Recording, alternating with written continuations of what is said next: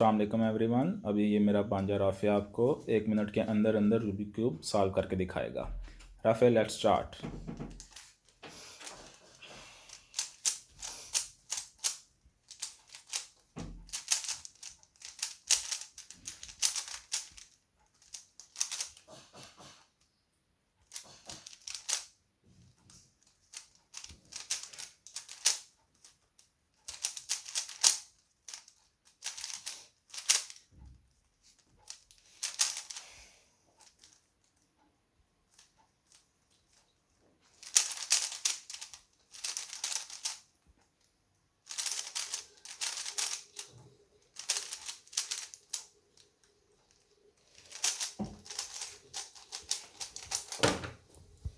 ये almost 40 second में solve कर लिया राफे ने।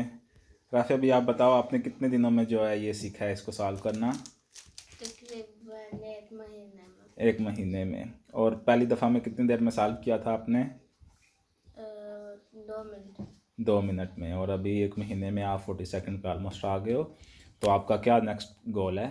20 या 30 second. Okay, keep it up.